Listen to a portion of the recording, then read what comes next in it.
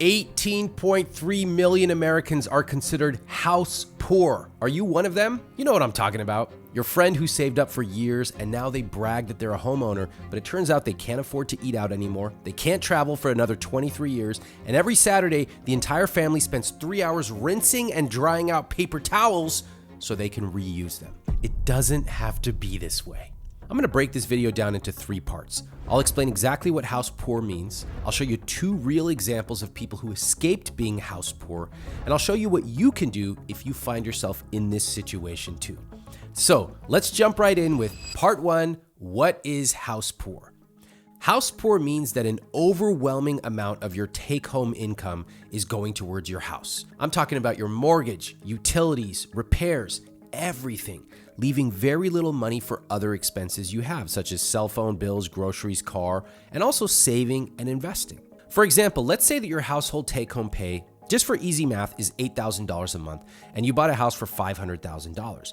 Let's assume you put 20% down, you've got a 7.5% mortgage. That means your monthly mortgage is around $2,800. But I always add 30 to 50% to the monthly payment, which accounts for invisible phantom costs, like maintenance on the roof repair that's gonna happen 11 years from now, but I need to save for it today. That means if you were to add 50% in, you will actually end up paying approximately $4,200 a month, which is more than half your paycheck. Beware, this is where invisible phantom costs can get you. Now, I know a lot of you are rolling your eyes right now saying, you gotta be kidding me, boo-hoo, homeowner complaining about putting themselves in a bad financial position. Wait a second, it's not that simple. There are a lot of extenuating circumstances that can quickly put well-intentioned people into a position of being house poor. For example, getting laid off after a company restructure, that's nobody's fault. One parent deciding to stay home after having a child, leaving a job to take care of an elderly parent, going back to school, and many more reasons. Yes, there are a lot of things that can happen to make somebody house poor, but luckily, there are also some ways to avoid it. That brings me to part 2, real examples of being house poor. I recently asked my followers to share their stories of being house poor, and I got a huge amount of responses. So first of all, thank you to my community. I always appreciate how responsive you are. Let me share 2 of these situations of people being house poor. First up, the young homeowner who didn't run the numbers and how she fixed it.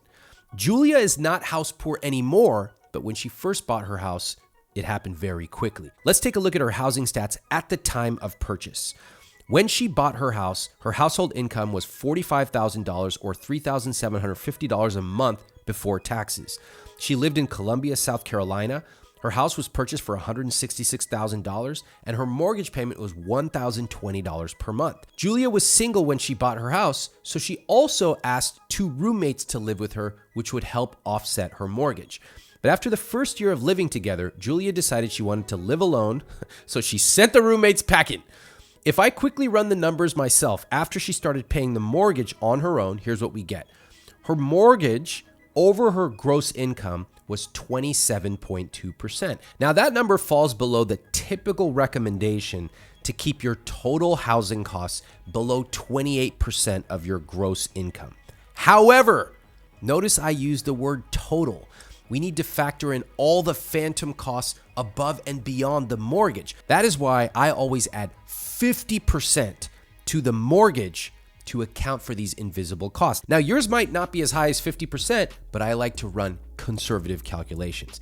If we add 50% to her costs and divide it by the gross income, that is 40% of her gross income, way higher than the recommended 28%.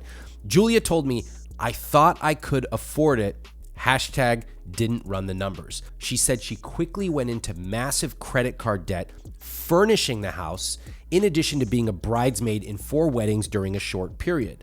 She said she was constantly stressed, overwhelmed, and felt like the rug would be pulled out from under her at any moment. Just think about it. Very few people even factor in the idea of moving and furnishing a new place. Those are phantom costs. You gotta account for that.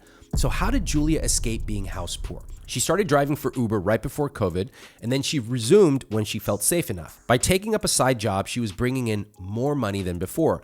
She also focused her attention on the high interest credit card debt she'd been carrying around. She paid that off, Then she put that extra money towards paying off her car. With the credit card debt gone and the car loan gone, it eased the stress off of the mortgage payment. But she didn't stop there. She also received a $5,000 raise every year, bringing her current income to $75,000. Overall, well done. Now let's take a look at another situation, a creative entrepreneur who hustled to escape being house poor. At the time of buying their house in 2021, Kendall and her husband were making very good money. Let's take a look at their housing stats at the time of purchase. Their household income was $400,000, or about $33,000 a month before taxes. They lived in Nashville, Tennessee. Purchase price of their house was $1.15 million, and their mortgage payment was approximately $4,300 a month. But within 2 years of buying, a few things happened that led them to becoming house poor. First, Kendall burned out while running her own business and had to take a step back from working so hard. Then her husband lost his job, and within 2 years of buying, their income was cut in half. On top of all of this, she and her husband are now involved in a lawsuit with their previous homeowner. They've paid tens of thousands of dollars in legal fees with no resolution yet. Kendall told me, quote, "The lawsuit is something I never expected as a risk of home ownership." Kendall and her husband felt stressed and worried with everything that had happened. I can only imagine how tired they felt having to hustle so hard and be involved in an ongoing lawsuit. But that didn't stop them. So how did they escape being house poor? They worked diligently to increase their household income again, and they did it in a few ways. Number one, they rented out extra space. This was an easy win for them. They rented out their mother-in-law suite, the house for photo shoots, and their whole house while she and her husband traveled. Number two, they grew Kendall's business. Kendall had to hustle to make up for the loss of $150K from her husband's income.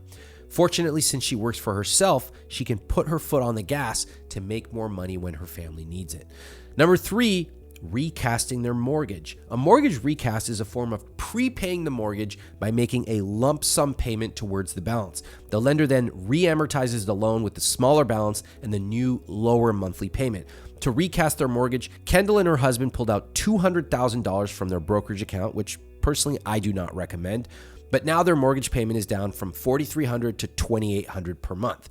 Before we move on to part three, do me a favor, hit that subscribe button and turn on notifications, because every week I'm giving you new perspectives on handling your money, and I don't want you to miss out on any of these tips.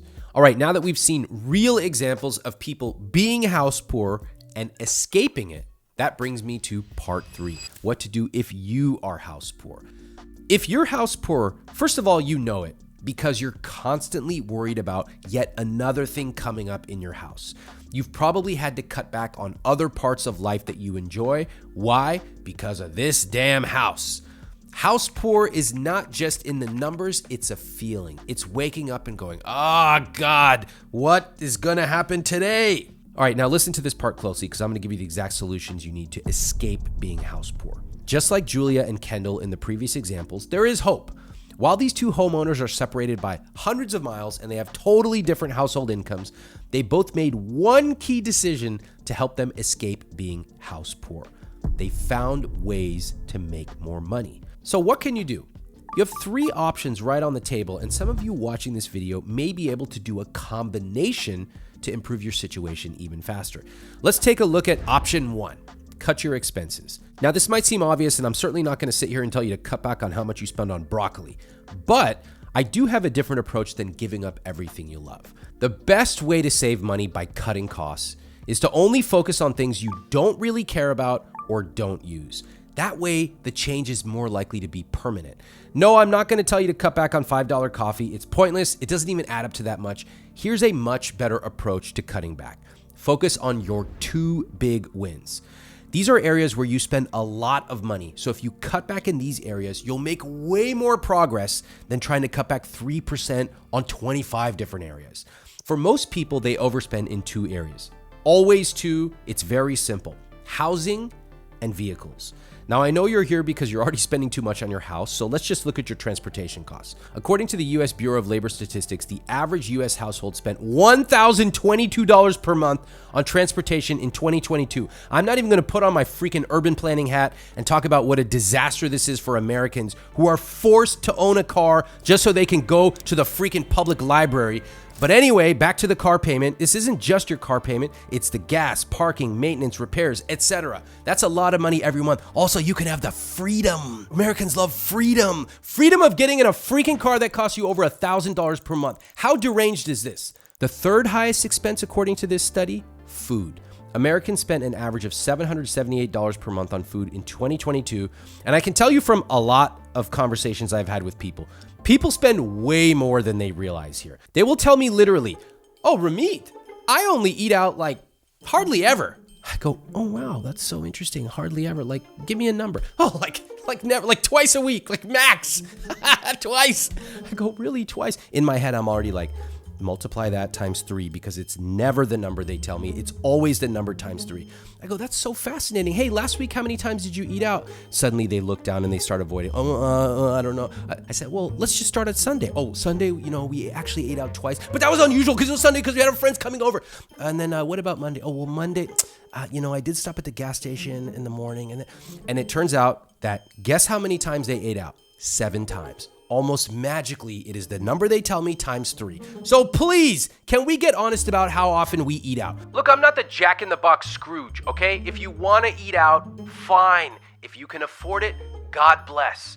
But you've got to be honest. Honest with yourself and honest with the people around you. And I can tell you if you're watching this video right now, you're not being honest with yourself about how often you eat out. Bottom line. So looking at your own spending habits, what are the 2 biggest categories besides housing?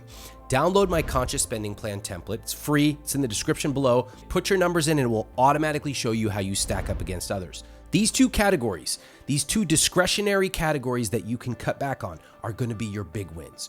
2 items that you spend a lot on, but you know that you could cut down with some effort. Now, here's what we're going to do. We're going to target cutting back 50% over 6 months in these areas. Why cut back over 6 months? Why don't we just go from $400 a month to 0? Because I want this to be sustainable. This isn't just about hard reset. This is about a lifestyle change. It makes it more sustainable. More likely you will actually stick with the changes. So let me show you what it looks like. Let's say one of your categories happens to be eating out. And like I said, this is true for most people. Let's say you're currently spending out $1,000 a month eating out for a family. Okay, easy math. Here's how it would work to cut it down over 6 months. First month, $920. That's like 1 or 2 meals. Simply cut those out. That's very sustainable. Month 2, take it to $840, then $740, $660, $580, and then $500. Again, notice how gradual it is. A lot of what you will quickly discover when you make these changes is with some planning, you can actually cut these numbers quite dramatically. It's not a race, but within 6 months, you can often see these numbers cut in half. Apply that same principle to a second big win. And now we are talking about hundreds of extra dollars per month, even thousands in extra cash flow. Okay, now that you've learned how to cut costs in a sustainable way, let's move to option number 2, increase your income. Now, there are lots of ways you can increase your income. If you already have a job, it's a complete no-brainer to negotiate for a raise. But you don't just walk in your boss's office and go, pay me more, please. That's not how it works. You need to do careful planning. Don't worry though, I created a whole video showing you exactly how to negotiate for a $10,000 plus raise, which by the way, I've helped lots of people do. I will link it in the description below. If your existing company tells you they don't do raises, you try and you get rejected, or you simply do not have any growth potential there, guess what? It's time to look for a better paying job. During that job hiring process, you have more leverage than you'll ever have to negotiate your salary. For example, one of my students named Robert went from a job making $52,000 a year to landing a new job where he now makes more than $100,000. That is potentially generational changing income. But let's say you already like your job. Let's say you make a good salary. What about earning money on the side? Many of my students started earning more by creating a side business while working a full-time job, slowly creating a business that allowed them to live the life they want. Some of them kept their jobs, just made some extra income. Some of them decided to go full-time with their business. It's totally up to you. One of those students is Graham, for example. He built his side business into a full-time career. He's now able to spend 6 weeks in the south of France with his wife and 2 daughters. He didn't work at all during that 6-week vacation because he set up his business to run smoothly while he was out of the office. If you are interested in making more money on the side, but you aren't sure where to start and you don't yet have a business idea, check out my Earnable program. I will link it in the description below. Now that you've seen different ways to earn more, that brings me to option number 3. Sell your house, move to a more affordable place. Now listen, no one is going to follow this advice because almost nobody ever does this, but I have to tell you anyway because I want to stretch the possibilities of what you have in your mind. If you are struggling to pay for the house you already own, is this the kind of life you want for yourself? Do you see clear line of sight on how your situation is going to improve? If not, it might be time to make a major lifestyle change. As a guideline, please remember that your total housing costs, including your mortgage, interest, taxes, insurance, today's maintenance, and tomorrow's, should ideally be no more than 28% of your gross income. In high cost of living cities like New York, LA, and San Francisco, in fact, in a lot of cities in America right now, it is really difficult to hit that number. But when your housing costs go up above 28%, they can go to 30%, even 32% sometimes, but when they go higher than that, things get really risky. And if something unexpected goes wrong in your life, like an unexpected car repair or certainly a job loss, you are in extreme risk of not being able to pay your housing. It also means the higher that number is, the more you're paying for your house as a proportion of your income, the less you are saving and investing. And that's a big problem for your future. Your retirement is not just having a paid off house. You need more than that in order to actually have a successful retirement. To reduce your housing costs, sometimes you might have to make the biggest decision of all, and that is selling your current place and looking for something more affordable. That might mean renting, it might mean buying a smaller place, or it might even mean moving to a different city. But I want you to be aware of this as a possibility. Now, to quickly run the numbers and see what makes financial sense for you, I recommend you use the New York Times buy versus rent calculator. I like this calculator because it has a lot of variables you can play with, and it makes it really easy to see if buying or renting is better for you. And if you're looking for a smaller, more affordable place to buy, go online and search for mortgage calculator and rerun the numbers. A lot of people who got stuck in a situation being house poor never actually calculated how much housing would cost before they bought.